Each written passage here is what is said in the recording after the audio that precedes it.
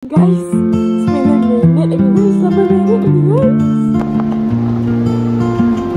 Okay guys, so sekarang dah pukul berapa ni? Pukul 9.59. So sekarang saya akan guna phone my mom untuk check. Bismillahirrahmanirrahim. La haula wala quwwata illa billah.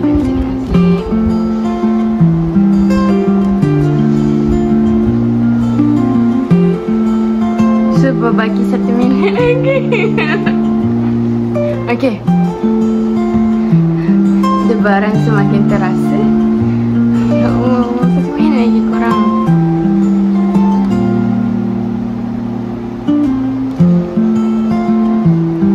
Boleh check tu. Boleh check tu.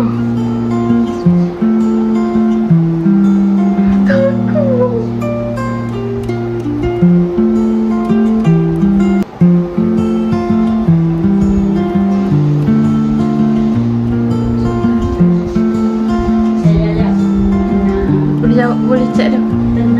Sebab je saya tak ingat nombor akun gear dia. PA01.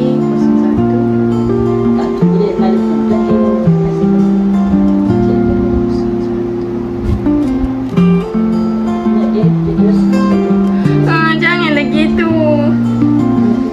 Nanti saya tak dapat kat kono.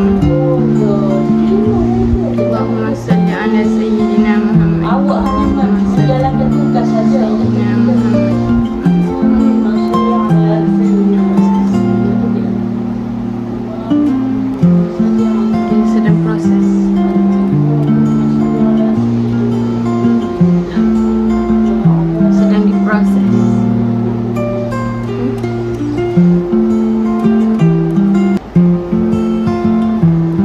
Akan dikemukakan anda sebentar lagi. Waktu orang kereta yang malah dia bakal sudah tengok sikit dia. Ni tunggu cek. Faham. Sekali dia tengok orang saya kat TikTok. Iyalah. Jangan pakai lagi dekat kat mana. Tengok orang banyak sampai.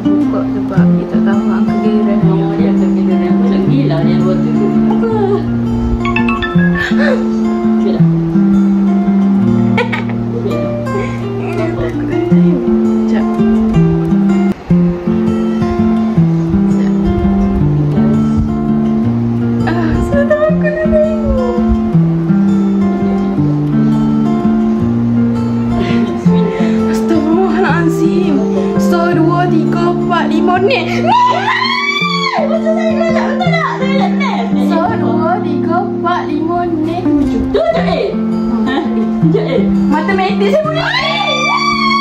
Matematik saya boleh. Awak boleh buat salah itu. Prinsip account ekonomi jadi. Awak tak boleh buat dia. Oh, bukan net lucu.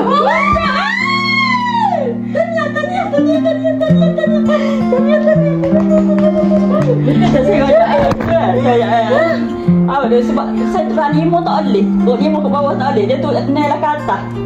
Sebab kalau saya kayak awak bukan awak yang janganlah deh. Kan saya ada naik deh. Saya mungkin naik lah deh. Kan betul tak mai? Saya nak berapa kau? Saya lima mai. Awak yang naik kan? Naik ke atas. Betul dah. Kami dapat D, Emek dapat ilu-ilu. Tak apa.